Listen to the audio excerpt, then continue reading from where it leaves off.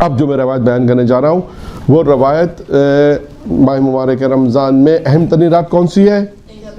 شب قدر. اب آئیے یوں کہہ لیجیے کہ شب قدر کی عظمت، یا یوں کہیے شب قدر میں وہ کون سے 6 اعمال انجام دینے ہیں. یہ صحیح. اس کیسے وہ شب قدر میں وہ کون سے 6 اعمال کو انجام دینے ہیں. وہ 6 اعمال جو شب قدر کے اندر انجام دینے کہ جس کی فضیلت خود یہ روایت بیان کی حضرت محمد مصطفیٰ صلی اللہ علیہ وآلہ وسلم نے. ٹھیک ہے کہ حضرت موسیٰ نے اپنی مناجات نے خدا، اچھا اب یہ بھی مناجات ہے، یعنی یہ بھی پیغمبر فرماتے ہیں یہ بھی مناجات ہے خدا کی طرف سے، یہ بھی مناجات ہے. اب آتے ہیں اس مناجات کو بیان کرتے ہیں. دیکھیں اب یہ 6 عمل ہیں. کیا عمل ہے؟ خدایا میں تیرا قرب چاہتا ہوں. کون کہہ رہا ہے؟ حضرت موسیٰ. کس سے حضرت موسیٰ کس سے کہہ رہے ہیں؟ اللہ سے. کیا کہہ رہے ہیں؟ میں تیرا قرب چاہتا ہوں. تو خدا کیا کہتا ہے؟ خطاب ہوا میرا قرب اگر چاہتے ہو تو میرا قرب لیلۃ القدر میں، میرا قرب لیلۃ القدر میں جاگنے والوں کے لیے ہے. خدا کہہ رہا ہے میرا قرب چاہتے ہو، یعنی قرب خدا، تقرب خدا، قربت خدا چاہتے ہو تو کہاں ہے ملے گا؟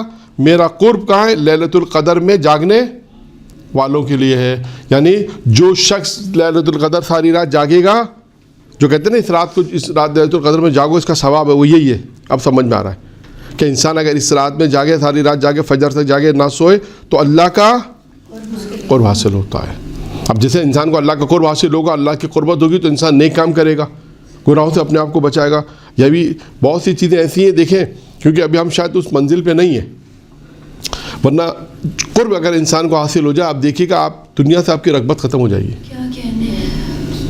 آپ دیکھیے گا آپ کبھی کبھی ایسا ہوگا، کبھی نماز میں کبھی ایسا ہوگا کہ نماز پڑھ لیں گے، ایک القائی خدا کی طرف سے، جب خدا کی طرف جائیں گے نا تو خدا کی طرف سے عطا بھی ہوتی ہے کہ نماز میں یہ والا سورہ کیوں نہ پڑھوں، نماز میں یہ کیوں نہ پڑھوں. یعنی انسان نماز کو طولانی کرے. یعنی بعض اوقات تھوڑا سورہ یا کوئی ایسی مستحب نمازوں میں تو بعض دعائیں پڑھی جا سکتی ہے نا. مثلا مثال دے رہا ہوں کہ انسان کے دل میں آئے گا، جیسے آئے گا کہ نماز میں جعفر تیار کیوں نہیں پڑھتا، میں جعفر تیار کیوں نہیں پڑھتی، یہ کیوں نہیں پڑھتی، یہ کیوں آ رہا ہے؟ قرب الہی کی وجہ سے. اچھا میں نماز امام زمانہ کیوں نہیں پڑھتی؟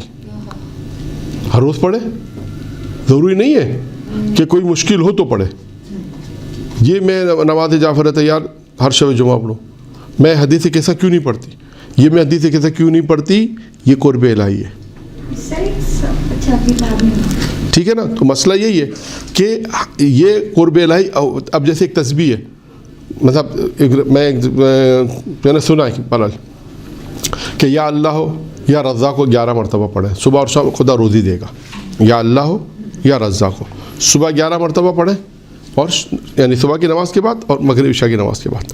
تو اللہ کہتا ہے کہ انشاءاللہ روزی وہاں سے عطا کرے گا، بے شمار خدا تمہیں روزی عطا کرے. اب یہ تسبیح یا اللہ یا رضا کو جی کہ کسی کوئی عمل ہوگا، کسی نے پڑھا، ہم نے کسی سے سن لیا، لیکن آپ کے دل میں آئے گا کہ میں یا اللہ یا رحمان تو ہے نا، یہ 100 دفعہ پڑھ لوں. یا حیو یا قیوم جو بدھ کی تسبیح ہے نا، ہر روز کی ایک تسبیح ہے. بدھ کی تسبیح کیا ہے؟ یا حیو یا قیوم کی تسبیح. یہ میں ٹھیک ہے بدھ کے دن تو پڑھوں، میں روز کیوں نہیں پڑھوں، روز بھی پڑھنے کا ثواب ہے. تو یعنی خدا کا قرب جب انسان کو حاصل ہوگا تو انسان کے دل میں آئے گا کہ میں یہ کام کیوں نہ، یہ جو آ رہا ہے کہ یہ کام کیوں نہ کروں، یہ قرب خدا کی وجہ سے آ رہا ہے. یہ میں بتانا چاہ رہا ہوں. انسان کا نیکی کی طرف بڑھنا، دعاؤں سے رغبت پیدا کرنا، تسبیح الہی کی طرف جانا، یہ قرب الہی کی طرف جانا، یہ آئے گا جب ہم ایک اسٹیپ اٹھائیں گے. رات بھر جاگے، قرب الہی پیدا ہوا. جب قرب الہی پیدا ہوگا تو انسان گناہوں کی طرف کم جائے گا. یہ ذہن میں رکھیے گا. یہ قرب الہی یہی ہے کہ انسان رات بھر لیلۃ القدر میں رات کو جاگنے والوں کو خداوند آدم قرب حاصل ہوتا ہے. تو میں صرف 5 منٹ اس قرب الہی پہ اس لیے کہ یہ قرب الہی جب انسان کو پروردگار کی طرف سے عطا ہوتا ہے تو انسان نیکی کی طرف جاتا ہے، دنیا سے دوری اختیار کرتا ہے. جب انسان اپنے اندر یہ دیکھے کہ میں خدا کی طرف بڑھ رہا ہوں، دنیا سے رغبت کم ہو رہی ہے، تو اس کا مطلب سمجھے کہ پروردگار اس کے دل میں کچھ عطا کر رہا ہے، قربت الہی بڑھ رہی ہے، واجبات ادا ہو رہی ہے، مستحبات ہو رہے ہیں، دل چاہتا ہے بار بار کروانا جائے، لیکن جائے زیارت کرے اور امام سے کچھ لے کر آئے. حج عمرہ کرے، اللہ نے استطاعت دے تو عمرہ پہ جائے، معصومین 4 معصومین زیارت پر جائے. دیگر زیارتوں پر جائے، یعنی جناب زینب کی زیارت ہے. اس کا مطلب کیا ہے کہ انسان کے اندر ایک قرب الہی کی طرف انسان بڑھ رہا ہے، تسبیح کی طرف، نماز کی طرف، دعا کی طرف. اس کا مطلب کیا ہے کہ یہ بس یہ عبادت کی طرف بڑھنا قرب الہی، گناہوں سے بچنا قرب الہی، ہاں قرب الہی کو حاصل کرنا، وہی خود و خدا چاہتا ہے. اچھا اب میں دوبارہ سے بیان کر رہا ہوں تاکہ یہ خدا نے فرمایا تیرا قرب، جناب موسیٰ نے فرمایا کہ پروردگارہ خدایا میں تیرا قرب حاصل کرنا چاہتا ہوں. تو کیا خطاب ہوا؟ میرا قرب لیلۃ القدر میں جاگنے والوں کے ساتھ. پھر فرمایا میں تیری رحمت چاہتا ہوں. خطاب ہوا میری رحمت ان لوگوں کے لیے جو لیلۃ القدر میں مساکین پر رحم کرتے ہیں. میری رحمت ان لوگوں کے لیے ہے کہ جو لیلۃ القدر میں مساکین پر رحم کرتے ہیں. تیسرا، خدایا پل صراط سے عبور کرنا چاہتا ہوں.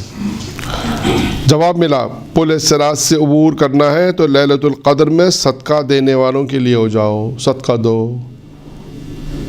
سارے عمل کیا ہے؟ لیلۃ القدر قدر. چوتھا، خداوندہ جنت کے پھلوں اور درختوں کو چاہتا ہوں. خطاب ہوا یہ نعمتیں ان لوگوں کے لیے جو لیلۃ القدر میں تسبیح میں مشغول ہوتے ہیں. یعنی اس کا مطلب ہے لیلۃ القدر میں صرف باتیں نہیں کرنی، تھوڑی دیر باتیں بھی کر لیں گے لیکن کیا کرنا ہے؟ اثر تسبیح کرنی ہے. تسبیح درود کی تسبیح ہے، فضائل درود کی تسبیح ہے، لا الہ الا اللہ کی تسبیح ہے. جو تسبیح اور کہتے ہیں تسبیح و تحلیل میں انسان مشغول رہے، عبادت میں مشغول رہے. وہ یہی ہے کہ اگر انسان جنت کے پھلوں اور درختوں کی چاہتا ہے تو خدا نے ارشاد فرمایا یہ نعمت ان لوگوں کے لیے جو لیلۃ القدر میں تسبیح میں مشغول، تسبیح الہی میں مشغول ہوتے ہیں. پانچواں، جہنم سے نجات چاہتا ہوں. پانچواں کیا ہے؟ جہنم سے نجات چاہتا ہوں. خطاب ہوا نجات ان لوگوں کے لیے جو لیلۃ القدر میں استغفار کرتے ہیں. پھر آگے لیلۃ القدر میں صرف جاگنا نہیں ہے، جاگنا ہے اور کیا کرنا ہے وہ بھی آ رہا ہے. پہلی آیا جاگنا ہے کہ خدا ان جاگنے والوں کو، کیا پہلی میں کیا تھا؟ تیرا قرب دیتا ہوں، ان کو ملے گا جو لیلۃ القدر میں جاگنے والے. پھر جاگنے والے کے بعد پھر عمل بھی آ رہا ہے. ایک عمل آ گیا تسبیح، ایک عمل آ گیا استغفار. تو خدا نے کیا کہا کہ اگر جہنم سے نجات چاہتے ہو تو خطاب ہوا کہ نجات ان لوگوں کے لیے جو لیلۃ القدر میں استغفار پڑھتے ہیں. پھر اس کے بعد آخری، میں تیری رضا چاہتا ہوں. کیا چاہتا ہوں؟ تیری رضا چاہتا ہوں. چاہتا ہوں خدا تو مجھ سے راضی ہو جا. تو جواب آیا میری رضا شب قدر میں 2 رکعت نماز پڑھنے والوں کے لیے ہے. اب آپ دیکھیے ترتیب، اگر روایت کی ترتیب دیکھیں تو ترتیب کتنی اچھی بیان کی ہے. پہلے جاگنے والوں کو ذکر کیا، جاگنا ہے. پھر کیا ذکر کیا؟ مساکین پہ رحم کرنے والوں کو ذکر کیا کہ مساکین پہ رحم کرو. یعنی اگر آپ دیکھیں، میں اس کو خلاصہ بیان کر دوں، قرب الہی چاہتے ہو پہلا تو کیا کرو؟ قرب الہی چاہتے ہو نہیں، پہلا کیا ہے؟ تیرا قرب چاہتا ہوں تو لیلۃ القدر میں جاگنے والوں میں شمار ہو جاؤ. قرب الہی جاگنے والوں میں. 2، میں تیری رحمت چاہتا ہوں تو میری رحمت کس کے لیے ہے؟ مساکین پر رحم کرنے والوں پر.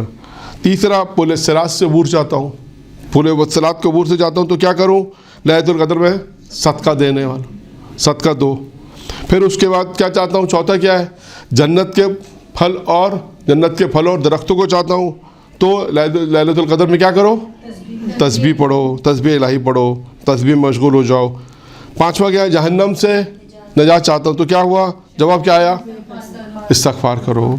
5 آخری کیا تھا؟ تیری رضا چاہتا ہوں تو کیا آیا؟ 2 رکعت نماز پڑھو. تو آپ دیکھیں سارے عمل آ رہے ہیں. جاگنے کے بعد جاگنا آ رہا ہے، جاگنے کے بعد پھر عمل آ رہے ہیں کہ 2 رکعت نماز بھی پڑھنی ہے، تسبیح بھی پڑھنی ہے، صدقہ بھی دینا ہے، مساکین پہ رحم بھی کرنا ہے. تو آپ نے دیکھا کہ یہ 6 عمل ہیں کہ جو لیلۃ القدر میں کرنے ہیں. تو یعنی یہ کہیے کہ لیلۃ القدر کی عظمت انسان کو پتہ چلے گی کہ لیلۃ القدر میں انشاءاللہ خدا سے دعا کریں پروردگار ہمیں توفیق دے کہ ہم ان عمل کو انجام دیں. تو یہ ہے لیلۃ القدر میں 6 کام انسان انجام دے جو حضرت موسیٰ علیہ السلام نے مناجات کی یا دعا کی اور خدا سے طلب کیا تو پروردگار عالم نے انہیں یہ جواب دیا. ٹھیک ہے. الحمدللہ رب العالمین وآخر دعوانا الحمدللہ رب العالمین.